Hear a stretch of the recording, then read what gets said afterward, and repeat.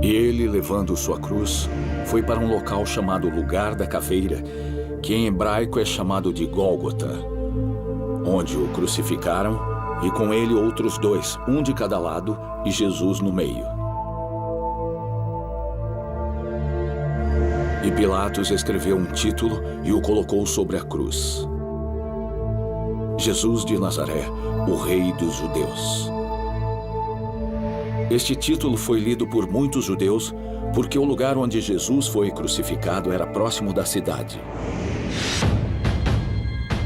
Em busca do tesouro sagrado.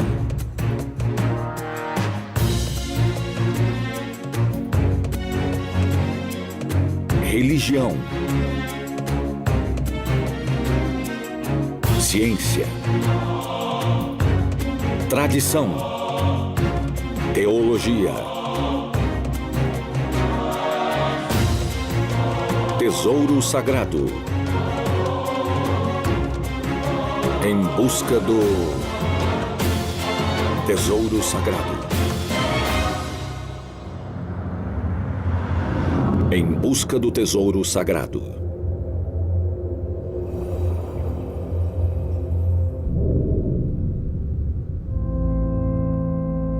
A crucificação foi o ponto culminante do ministério de Jesus e do cumprimento da profecia. Dada a importância deste evento aos olhos dos cristãos, a cruz se tornou a mais ilustre de todas as relíquias. Mas como ela era? Qual o seu tamanho? Jesus teve que carregar a cruz inteira ou só uma parte dela? Qual era exatamente a causa da morte dos prisioneiros condenados? A crucificação de Jesus foi diferente das dos outros prisioneiros condenados? Ele poderia ter sobrevivido à sua tortura? Onde eu devo ir para ver uma crucificação ocorrendo? Todo ano, nas Filipinas, alguns cristãos encenam os movimentos numa falsa crucificação para celebrar a Páscoa. Os corpos desses zelosos cristãos das Filipinas, que voluntariamente se sujeitam à tortura, não são de fato suspensos na cruz. Seus pés ficam num suporte de madeira e os pregos são fincados entre os dedos das mãos e dos pés. Mesmo assim, a dor dessas crucificações é tão intensa que muitos cristãos não suportam olhar para as cruzes e um murmúrio de compaixão é ouvido pela multidão de curiosos. As coisas foram bem diferentes na crucificação de Jesus. Ele foi sujeito a uma tortura indescritivelmente horrível. Na crucificação de Jesus, certamente poderíamos dizer que Jesus não foi tratado muito bem. Em primeiro lugar, é bom que se diga, havia rebeliões acontecendo em Jerusalém naquela época. Fanáticos andavam matando os romanos. Era época de peregrinação, então havia muitos peregrinos na região. As estimativas são de que havia entre 10 e 30 mil peregrinos acampados ao redor de Jerusalém. Então a situação era muito tensa e Herodes tinha intencionalmente voltado para Jerusalém, permanecendo na Torre Antônia, perto do Templo de Jerusalém, para observar a multidão. Então, quando Jesus foi preso e os sacerdotes do templo queriam condená-lo à morte para restaurar a ordem pública, Pilatos concordou em condená-lo, mesmo contra sua vontade. Os soldados viram Jesus como um dos inimigos de Roma, incitando a confusão na população. Então eles não tiveram escrúpulos de se vingar dele. Temos de ter em mente que quando Jesus estava vivo, a crucificação era um método muito comum de execução na Palestina. E o exército de ocupação romano tinha se tornado muito hábil em realizá-la. Ela era usada antes de tudo para escravos, piratas e ladrões. Era um meio vergonhoso e humilhante de tortura. De acordo com textos antigos, era costume no Oriente Médio homens crucificados implorarem a transeuntes que os apedrejassem até a morte para não sofrerem, pois morreriam de sede 8 dias sob o sol escaldante, ficavam amarrados numa estaca e poderiam durar vários dias dependendo do clima. Embora tenha sido associada aos romanos, principalmente devido à crucificação de Jesus, não foram os romanos que inventaram a crucificação. Nós começamos a entender que a crucificação era um método de execução tipicamente judaico. Os judeus penduravam pessoas na cruz muito antes de Jesus aparecer. Acho que foi Alexandre Janeu, ou João Hircano, ou um dos Macabeus, Um dos príncipes judeus que lutou pela independência do seu país, não me lembro qual deles foi, que crucificou 500 judeus de uma só vez. Qualquer um que resistisse a seu exército era executado na cruz. E os romanos permitiram, o interessante é isso, eles permitiram que os judeus daquela época crucificassem Jesus de acordo com seus costumes. Em 1968, nos arredores de Jerusalém, arqueólogos descobriram um túmulo contendo os restos de um homem executado por crucificação. Ainda havia pregos nos ossos do tornozelo e do pulso. Não havia nenhuma técnica especial, o executor simplesmente fazia o seu trabalho. Em Jerusalém, isso foi em Jericó, o esqueleto de um homem crucificado foi encontrado durante trabalhos de escavação. Havia pregos enfiados no lado do osso de seu tornozelo. Em um túmulo em Jerusalém, que remonta ao tempo de Jesus Cristo, alguns arqueólogos conseguiram encontrar uma ilustração deste método. Um dos ossos do tornozelo ainda tinha um prego cravado nele. Havia também grandes fraturas nos ossos da perna, provando que os carrascos haviam quebrado as pernas da vítima. Este procedimento era só utilizado em crucificações judaicas para apressar a morte da vítima antes de anoitecer. Mesmo antes de ser crucificado, o caso de Jesus de Nazaré foi diferente. Sua sentença não foi tão simples depois de ser preso. Segundo os evangelhos, depois que Jesus foi trazido até Pilatos uma última vez, ele foi levado da praça do palácio. Foi quando os soldados encontraram um homem de Cirene, chamado Simão, e obrigaram a ajudar Jesus a levar sua cruz. Jesus ainda conseguia andar após ser torturado e ele foi forçado a carregar a cruz. Ele chegou ao Gólgota absolutamente exausto. Ele estava tão cansado que ficava caindo e foi então que Simão o Cireneu pegou aquilo que Jesus carregava, uma cruz ou uma parte dela. Mas como é essa cruz? A própria palavra que deriva da palavra latina crux também designa um poste, uma estaca ou tora. Os evangelhos não dão qualquer detalhe específico sobre sua forma e tamanho. Contudo, com base na pesquisa arqueológica realizada na Judéia, podemos agora imaginar a sequência de eventos com algum grau de certeza histórica. Quando deixava a área da prisão, onde havia sido torturado, o condenado apenas carregava um patíbulo, uma viga que soldados amarravam nos ombros do condenado usando corda. Essa viga pesava entre 10 e 20 quilos.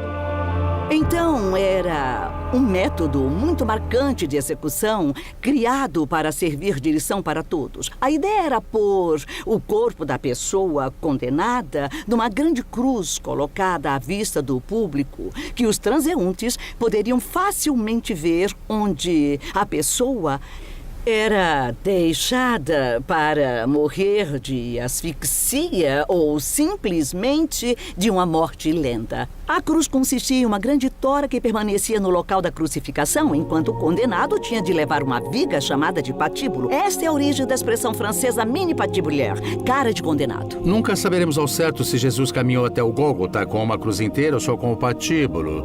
Tem havido muitas discussões sobre o tema com base nas marcas em seus ombros.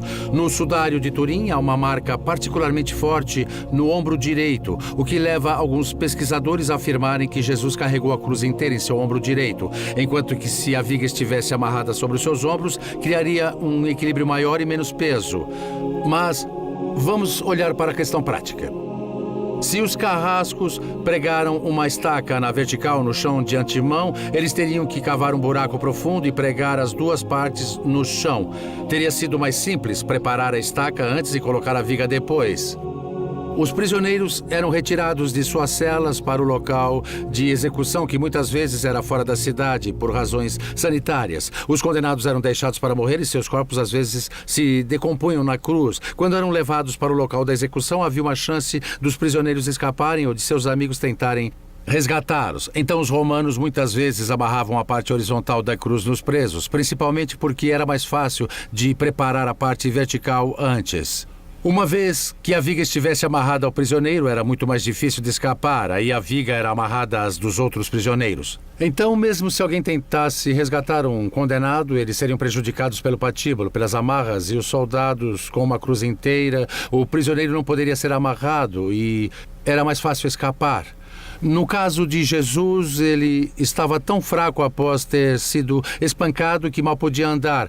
Se ele fosse obrigado a carregar a cruz inteira, eu não acho que ele conseguiria mais do que 10 metros. Ela seria pesada demais, de acordo com a relíquia preservada na Basílica de Santa Cruz.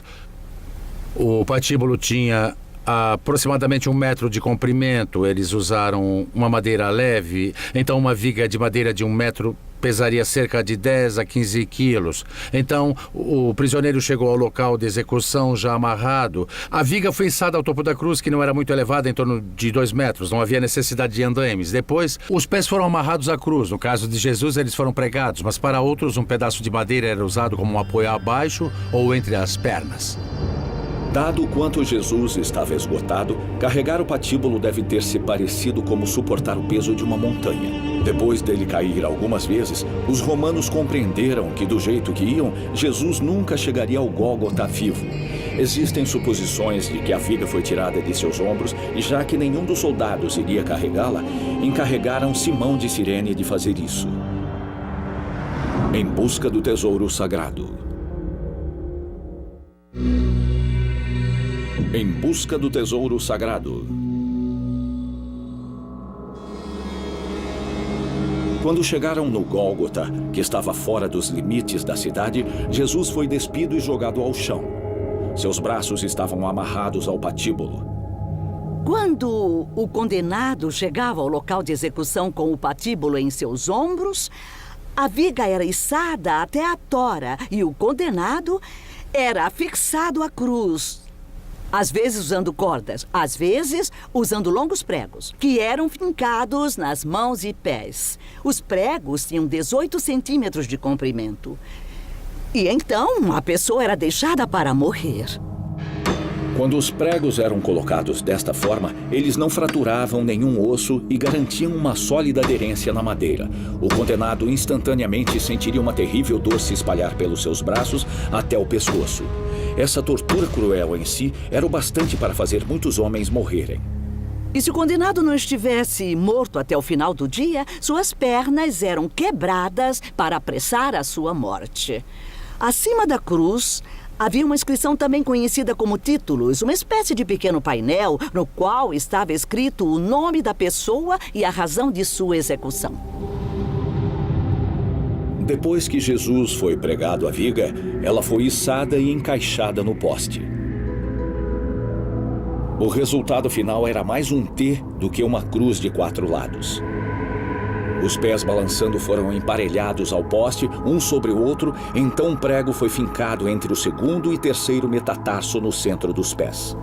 Então, todo o movimento era impossível. Conforme o condenado ficava mais e mais cansado, seu corpo passava por uma série de desafios biológicos. Ele tinha câimbras que não podiam ser aliviadas ajustando o corpo. A temperatura do corpo subia para 40 graus Celsius, então a pessoa passaria por um incrível suor. O sangue pararia de circular, todos os sistemas de emergência do corpo estariam ligados para ajudar o corpo a sobreviver. Mas o sangue não estaria circulando por todo o corpo e ele começaria a ficar roxo, meio marrom. Junte poeira e vestígios de sangue à mistura e dá para ver como estava absolutamente nojento. Era horrível de assistir. E aí a caixa torácica gradualmente se paralisava, já que o tórax não estava mais recebendo oxigênio. Um ataque cardíaco seria inevitável. Seus pulmões se encheram de líquido e ele teve um ataque cardíaco. Meu palpite é que ele morreu de asfixia, talvez ambos. Quando ele foi levado ao Gólgota, Jesus estava com uma dor agonizante. A crucificação foi o passo final de uma longa jornada de violência. Flagelação, a coroa de espinhos, tortura física, a crucificação e, finalmente, o fincar da lança no corpo de Jesus. Embora estivesse com uma dor insuportável, depois de 3 longas horas de agonia, Jesus provavelmente morreu de problemas cardiorrespiratórios. Quando ele morreu, o corpo de Jesus foi retirado da cruz e colocado no túmulo. Quanto à cruz, a sua história estava apenas começando. A cruz estava prestes a se tornar um símbolo poderoso. Depois da ascensão de Jesus, o cristianismo rapidamente se espalhou.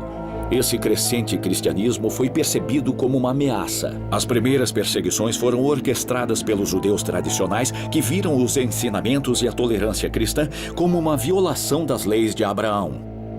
Perseguidos por seus compatriotas judeus, os primeiros cristãos sofreram retaliação dos romanos em ocupação. Em busca do tesouro sagrado.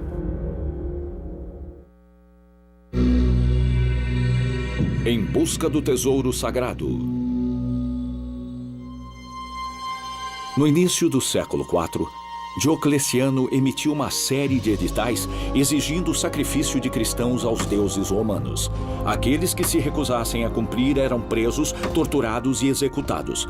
Sob a sombra do Palácio Romano, os cristãos acreditavam que só um milagre poderia salvá-los. Seu anjo de salvação se chamou Constantino. O imperador Constantino teve um papel absolutamente crucial na história do cristianismo, porque no início do século IV, a perseguição aos cristãos estava no auge e esta perseguição era generalizada. E, de repente, alguns anos mais tarde, depois de 312, todas as políticas dos imperadores mudaram. E como sabemos, segundo a lenda, Constantino acabou tendo que lutar contra Maxêncio pelo controle do Império Ocidental. E em 312, uma batalha muito importante foi travada contra Maxêncio ao norte de Roma, na ponte Milvia. Seu inimigo foi Maxêncio, um tirano cruel que governava Roma na época. Maxêncio invocava as forças do mal. Ele decapitava mulheres e crianças e lia suas entranhas na crença de que isso ajudaria a prever o futuro. E Constantino, por outro lado, não era cristão, mas louvava deuses e acho que dá para dizer que ele tinha os sentimentos certos.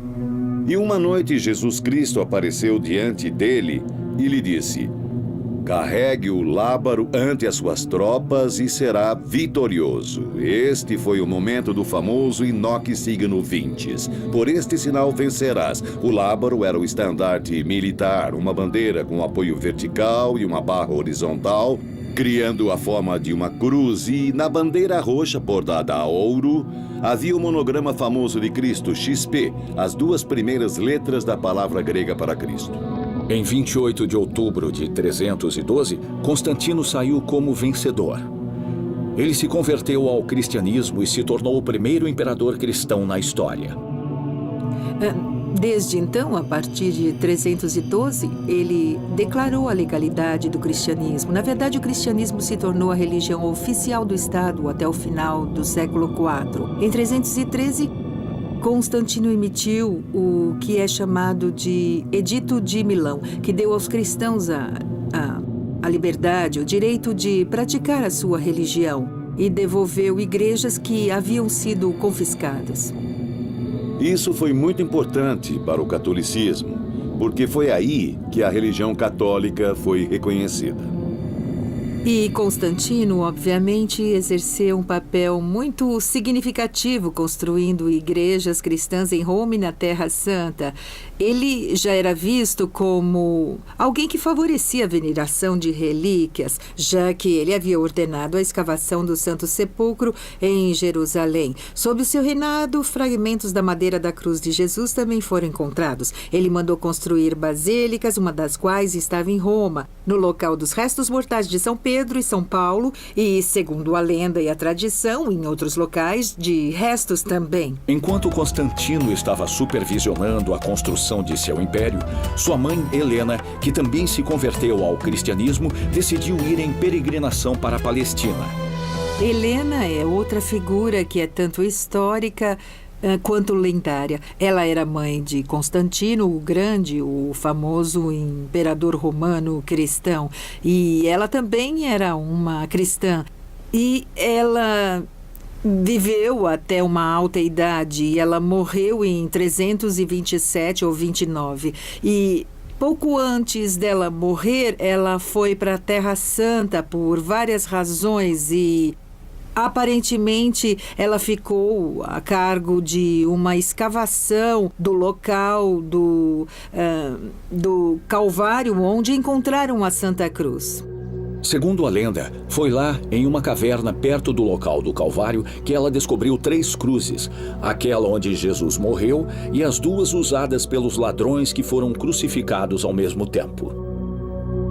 A maior parte da cruz foi deixada em Jerusalém, enquanto alguns dos fragmentos menores foram levados para Roma e Constantinopla. O que aconteceu com esses fragmentos? Santo Toríbio de Liébana, Espanha.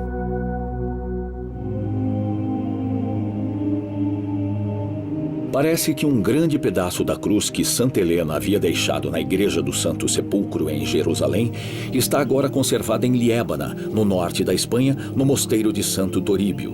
O mosteiro é localizado perto de Potes, nas montanhas do norte da Espanha. Quando visitei Santo Toríbio, me deram a permissão de filmar o santo objeto na capela da Lignum Crucis. Segundo uma investigação científica realizada em 1958 por pesquisadores do Instituto de Pesquisas Florestais de Madrid, na Espanha, a relíquia é feita de uma madeira cipreste mediterrânea, muito velha, que crescia na Judéia quando Jesus estava vivo. E toda certeza acaba aí. Em teoria, um grande fragmento foi colocado na entrada do Palácio Imperial de Constantinopla como um talismã de boa sorte. Não se sabe o que aconteceu ao fragmento. E se ele ainda estiver lá? Em busca do tesouro sagrado. Estou de volta a Istambul, a cidade da sabedoria divina. Ela fica em ambos os lados do Estreito de Bósforo, abrangendo a Europa e a Ásia. Ao chegar de barco, é fácil imaginar as grandes batalhas que ocorreram nestas águas, que são agora muito mais calmas. Istambul ainda é o principal porto e centro de negócios da Turquia. Esta foi uma das maiores cidades dos tempos antigos, junto com Atenas e Roma. É também a única das cidades no mundo a ter 3 nomes diferentes: Istambul, Bizâncio e Constantinopla. Este último nome vem do primeiro imperador romano cristão, Constantino.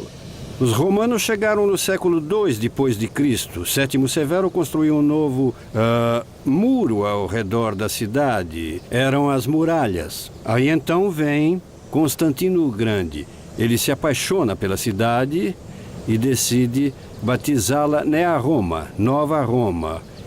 E você sabe a história. Ela se tornará a nova capital dos romanos. E após a separação, a capital dos romanos do Oriente. E os romanos orientais depois vão se chamar bizantinos, ou os historiadores vão chamá-la Bizâncio.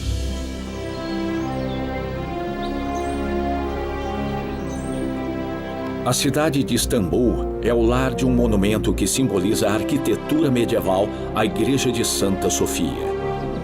Santa Sofia, mas Santa aquela Sofia não, Santa essa não Sofia... é Santa Sofia, essa é Hagia Sofia. Hagia Sofia significa sabedoria divina, santa sabedoria. Então não tem vínculo com qualquer santo ou santa. Tá bem. Esqueça isso. Essa é Hagia Sofia e data do século VI. Tá, vamos ver. Tá bem, vamos ver. Hagia Sofia, a Igreja da Santa Sabedoria de Deus, tem elementos arquitetônicos muito antigos incorporados a ela. Esse é um portão pré-cristão. Ele costumava ficar em um edifício muito, muito antigo. E eles tiraram esse portão do prédio e, por isso, ele tem essas suásticas, que costumavam ser o símbolo do rio Meander. Então a suástica não é apenas um símbolo usado pelos nazistas na Segunda Guerra Mundial? Não. Os sinais mais antigos de suástica são dessa terra, algo em torno de 2000 anos antes de Cristo. Tá bom. Também é encontrado na Índia como símbolo budista ou hinduísta, em torno de 1000 anos antes de Cristo. E aqui, neste país, essa tradição continua. Isto não é ligado a nenhum símbolo nazista aqui. Tá legal. Então, esta é Tá a bom, porta legal. de bronze.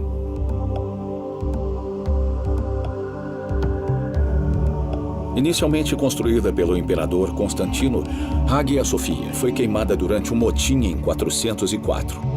Uma segunda igreja foi construída só para ser queimada de novo um século depois.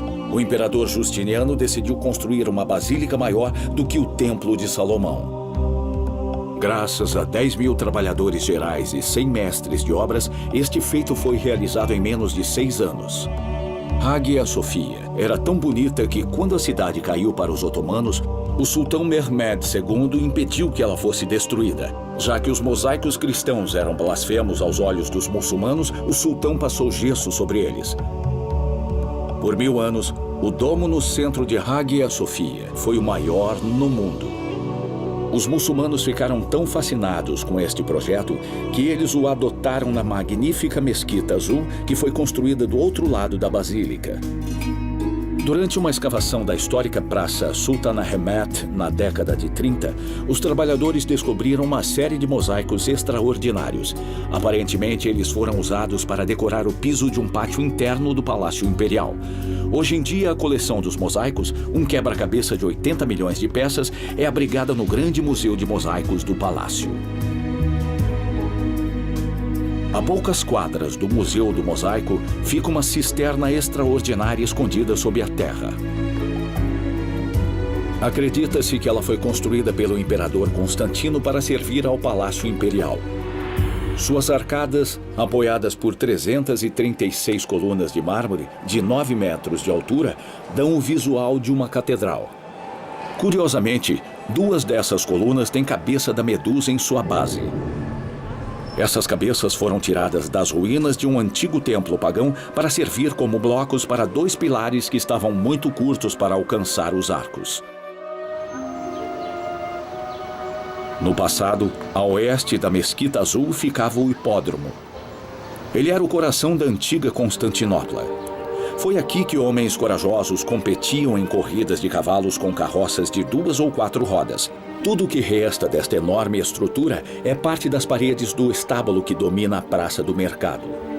Os magníficos cavalos de bronze que adornavam a fachada foram roubados durante as cruzadas e levados para Veneza, onde agora decoram a entrada principal da Basílica de São Marco.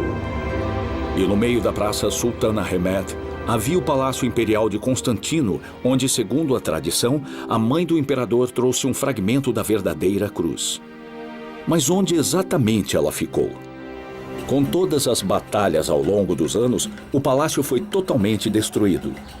Por mais estranho que possa parecer, minha busca me levou a um vendedor de tapete na rua Kutlugun, uma caminhada de 5 minutos a pé de Hagia Sophia. Meu destino é a loja de tapetes Bazdogan, Ásia Menor. Há alguns anos, o proprietário Mehmet Bazdogan decidiu expandir o interior de sua loja. Assim que as picaretas foram usadas, os trabalhadores descobriram um buraco que levou a uma câmara subterrânea. Bazdogan disse aos trabalhadores para pararem o que estavam fazendo e contatou as autoridades da cidade. Esta câmara subterrânea acabou sendo uma das salas inferiores do Palácio Imperial de Constantino. Desde que esta descoberta foi feita, o comerciante foi proibido de fazer negócios atrás de sua loja, e a área foi oficialmente declarada um monumento histórico, uma maravilha que está fora da visão para o público. O Sr. Bazdogan me convidou para visitar o seu palácio. Como eu posso descrever este lugar mágico? Enquanto eu entrava na câmara, me senti como Howard Carter na tumba de Tutankhamon. Eu caminhei sozinho na primeira câmara. Era enorme. Foi neste mesmo lugar, 16 séculos atrás, que o imperador Constantino o Grande caminhou, falou e viveu. Que pensamento vertiginoso! Não há frescos aqui, nenhum mosaico ou objetos de qualquer valor. A austeridade do local faz você pensar se estes quartos não fariam parte dos alojamentos imperiais. Se Helena trouxe um fragmento da verdadeira cruz, certamente não estaria nesta parte do palácio. Lá fora há um poço que há muito foi abandonado e secou. Segundo a lenda, este poço está ligado a um túnel subterrâneo que leva a outros cômodos do palácio. E se o fragmento da cruz estivesse na outra extremidade desse túnel hipotético? Eu não ia deixar esta oportunidade de ouro passar por mim. Sem pensar 2 vezes, eu desci até as 3 passagens. Minhas esperanças se frustraram quando vi que a passagem estava bloqueada por séculos de sujeira e poeira. Em busca do tesouro sagrado. Quando saí do palácio de Constantino, só havia uma coisa na minha mente e era ir a Roma. Itália, Roma. A Basílica de Santa Cruz de Jerusalém, em Roma, é uma das 7 igrejas dos peregrinos de Roma. Dizem que a igreja foi construída no local do antigo Palácio de Santa Helena. A Basílica de Santa Croce, a Santa Cruz, foi construída em 325 no reinado de Constantino, em homenagem à sua mãe Helena. Esta basílica foi construída ao mesmo tempo que a Igreja do Santo Sepulcro em Jerusalém. Foi nesta igreja que eles preservaram o Titulus Crucis e o fragmento da cruz trazida pela mãe do imperador. O padre Simone Fiorasso, o pároco da Basílica da Santa Cruz, me contou a história da viagem dela. Santa Helena, com 80 anos de idade, decidiu ir a Jerusalém, porque depois de sua conversão, ela recebeu um chamado para procurar relíquias associadas à cruz. Ela disse: não é justo que eu tenha um palácio imperial e meu senhor não tenha sequer um lugar para descansar seus ossos. Depois de uma longa viagem, Helena chegou a Jerusalém com os barcos imperiais e etc. Naturalmente, com a ajuda dos judeus, Helena encontrou o que estava procurando. Então, pelo que nós sabemos, ela encontrou várias cruzes diferentes e com uma dessas cruzes, uma pessoa morrendo foi milagrosamente curada. Esta cruz ficou conhecida como a Vera Cruz. Ela foi dividida em 3 partes e foi dada a Helena. Uma ficou em Jerusalém, uma foi para Constantinopla, onde seu filho governava, e outra para Santa Croce, em Roma, onde ela queria construir a Nova Jerusalém. Segundo a lenda, durante estas escavações em Jerusalém, Helena também encontrou o Titulus Crucis que Pilatos colocou sobre a cruz de Jesus, dizendo o motivo de sua morte. Agora, cada prisioneiro era identificado com um pequeno painel de madeira de uns 20 por 60 centímetros que era colocado no topo da cruz, grande o bastante para poder ser lido a certa distância. Esse painel na cruz explicava por que o prisioneiro estava sendo condenado à morte. Por exemplo, se ele era um ladrão ou um assassino. E o elógio de Jesus declarava por que ele foi levado à morte. O que normalmente se vê são as letras INRI, que significa Iesu, Nazarenus Rex Juderum, Jesus de Nazaré, rei dos judeus. Mas isso foi uma suposição feita na época da Renascença, muito depois de sua morte. Há relatos de que Helena quebrou esta relíquia em 3 pedaços. O elógio foi preservado. Ele foi encontrado por Santa Helena, mãe de Constantino, que foi em peregrinação a Jerusalém, encontrou peças sagradas como a cruz e outras relíquias associadas à paixão de Cristo. Então, Santa Helena cortou esse Titulus Crucis, este elógio, em 3 pedaços e deu o maior fragmento para Roma. E uma basílica foi construída em sua honra, a Basílica da Santa Cruz de Jerusalém. Naturalmente, quando Helena trouxe as relíquias de volta para Santa Croce, ela imediatamente construiu um lugar para o culto público das relíquias, incluindo uma capela para elas, pias batismais e também os catecumenos. Com a chegada das relíquias, a igreja ficou mais aberta ao público e Helena teve de reservar uma parte de seu palácio para receber as multidões de seguidores que vinham a Roma para fazer um caminho para a conversão. A Basílica da Santa Cruz de Jerusalém foi construída ao longo de um período de tempo. Para honrar a presença desta relíquia extraordinária, os líderes religiosos decoraram a basílica com belos mosaicos. Um século mais tarde, diante da ameaça de ataques dos godos e dos hunos, as autoridades decidiram esconder o Elogium. Eles o colocaram em um esconderijo especial perto do arco, logo abaixo do teto. Esta é a pedra que foi usada para esconder a relíquia na mais alta abóbada da igreja, na época das invasões bárbaras. Quando as invasões ocorreram, os monges protegeram a relíquia, escondendo-as em um cofre em uma parede na entrada da igreja.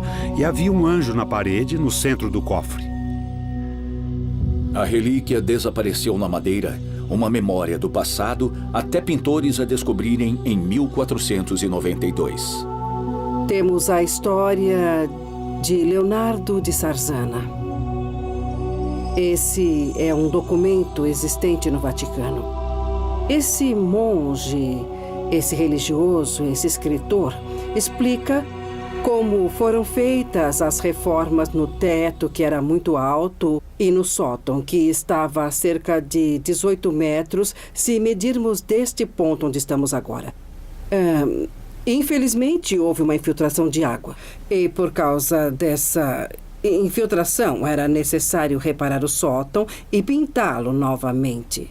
Os trabalhadores disseram a Sarzana que, num certo ponto, enquanto batiam na parede para detectar os pontos onde o gesso estava danificado, sentiram uma parede oca e queriam saber o que havia naquele espaço e encontraram uma pequena abertura. E por trás dessa abertura, havia uma pedra de cabeça para baixo. E dentro dela, dentro dessa pedra, estava escrito Titulus Crucis. Essa pedra está preservada. E atrás dessa rocha havia uma caixa de chumbo. E a única coisa que havia na caixa era um painel de madeira com inscrições nele. Foi uma surpresa enorme, porque Leonardo de Sarzana disse que 3 especialistas em línguas foram chamados. Eles imediatamente viram que o texto estava escrito em 3 línguas diferentes, grego e latim, que não são difíceis de ler, e o hebraico, que era mais complexo. E apesar de ser mais complexo, vários especialistas foram consultados, e esses especialistas logo reconheceram o Titulus Crucis. A descoberta foi vista como um verdadeiro milagre. Foi até reconhecido oficialmente pelo Papa Inocêncio VIII. Em busca do tesouro sagrado. O Elogium agora é preservado em um relicário de prata coberto de vidro, permitindo que os visitantes leiam o que resta da inscrição. O relicário fica na Capela das Santas Relíquias, atrás de um painel de vidro com ar-condicionado. O Titulus, ou Elogium, tem 3 tipos diferentes de línguas: hebraico, grego e latim. Foi escrito da direita para a esquerda para os hebreus lerem rapidamente, o que significa que ele não poderia ter sido escrito por alguém que não fosse hebreu. E descobriram que no painel a primeira linha está em hebraico, a linha do meio está em grego e a última linha está escrita em latim. Há várias opiniões, mas na minha opinião, do ponto de vista hebraico, a linha mais importante da escrita é a primeira. Do ponto de vista romano, a última linha é a mais importante por estar mais próxima à cabeça do condenado. A inscrição em grego no Elogium não é a mesma que a descrição dada no Evangelho de João, mas as 2 frases significam a mesma coisa.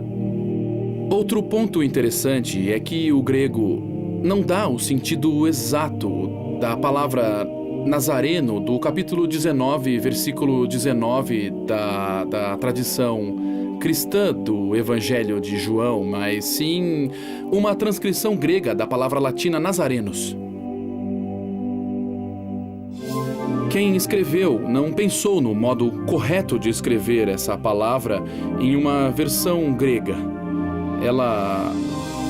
Ela simplesmente transcreveu a palavra latina Nazareno, mas em letras gregas. Então, isso nos diz que ela foi escrita por alguém que não estava acostumado com a tradição cristã. Ele nem escreveu Nazarenos, mas Nazarinos, que é a tradução latina perfeita para o hebraico Anosri, enquanto a tradição cristã sempre falou do Nazareno. Quem escreveu o Elogium confundiu a palavra hebraica Nazarenos, que significa de Nazaré, com a palavra Nazarinos, que significa dedicado a Deus. Se seguirmos esta linha de raciocínio, a inscrição não devia significar Jesus de Nazaré, rei dos judeus, mas sim Jesus dedicado a Deus, rei dos judeus. Se o Elogium era falso, os falsificadores não teriam escrito as palavras como aparecem nos textos canônicos? O maior problema é o texto escrito da direita para a esquerda. Na realidade, a escrita hebraica está na direção certa. Então, quem escreveu, acredito que tenha sido Pilatos, que mandou que um judeu escrevesse. E para um judeu, naquela época, não teria sido nada difícil escrever um texto da direita para a esquerda.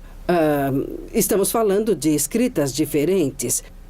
Então é incorreto dizer que o texto foi escrito de trás para frente, porque era normal para um hebreu escrever daquele modo. Havia problemas com a escrita. Eles pensavam que estava de trás para frente, mas agora os arqueólogos reconhecem isso. Era normal na escrita antiga de 20 séculos atrás. Por que Pilatos sente a necessidade de escrever a palavra Nazarenos no Elogium de Jesus? Ela não trazia nenhuma consequência. A sentença não era contra os moradores de Nazaré, mas sim contra um homem que afirmava ser o Filho de Deus. Em João, capítulo 19, versículo 19, temos a inscrição do modo mais abrangente. Jesus Nazarenus Rex Judeorum. Jesus de Nazaré, Rei dos Judeus. E isso atende aos critérios dos títulos romanos porque eles foram usados nas execuções durante a ocupação romana e eles tinham que fornecer o nome da vítima e também o porquê dela ter sido condenada à morte. E como ele dizia ser o Rei dos Judeus, politicamente ele merecia a pena de morte, porque isso era um crime na época. Um crime contra as leis da Roma Imperial. Agora podemos ver por que os sacerdotes foram tão ansiosos até Pilatos para pedir-lhe para alterar a redação do Elogium, o que o governante da Judéia se recusou a fazer, dizendo: "O que eu escrevi, escrevi." Em busca do tesouro sagrado.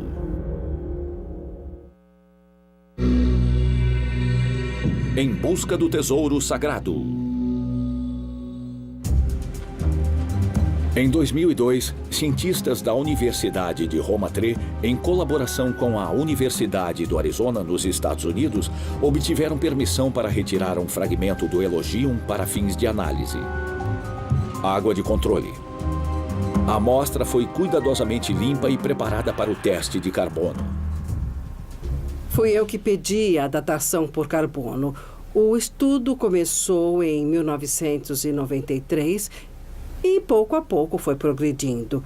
Certamente havia também muita desconfiança por parte dos padres. Finalmente conseguimos que eles concordassem com todos os testes na madeira, incluindo tirar fotos e fazer a datação por carbono. A madeira não é adequada para a datação por carbono. O resultado de carbono 14 a coloca entre 1000 e 1680. Basicamente, de acordo com os testes de carbono, o Titulus Crucis é jovem demais para ter sido a inscrição colocada sobre a cabeça de Jesus quando ele foi crucificado. Assim que os resultados desta análise foram liberados, os críticos questionaram os testes de carbono 14 por não fornecer um argumento convincente. A escrita parece ser original. É como se tivéssemos uma cópia do original. E, na minha opinião, tenho certeza de que este foi o painel de madeira que Pilatos encomendou, mas não posso provar isso com a datação por carbono 14. Mas posso provar isso através da escrita. Porque realmente é uma escrita muito simples. Se ele tivesse sido forjado no século XV ou XVI, não pareceria assim, ele teria a caligrafia perfeita. A arqueologia não era muito avançada na época. O Titulus Crucis remonta a última vez que foi reconhecido foi em 1180, algo nessa época. Por isso, ele dataria do século X, se fosse uma fraude, por exemplo. Algumas pessoas acreditam que a descoberta de uma relíquia autêntica de Cristo acabaria com o debate de uma vez por todas. Seja qual for o caso, o símbolo da cruz é hoje universalmente associado com o cristianismo. É compreensível que alguns cristãos possam querer encontrar um fragmento da cruz. Mas isso é tão importante assim? No final, um pedaço de madeira não é só um pedaço de madeira? Para os cristãos em todo o mundo, a existência de Cristo não precisa ser comprovada por um manto de linho ou um fragmento de madeira. O mistério da fé nunca será resolvido pela ciência.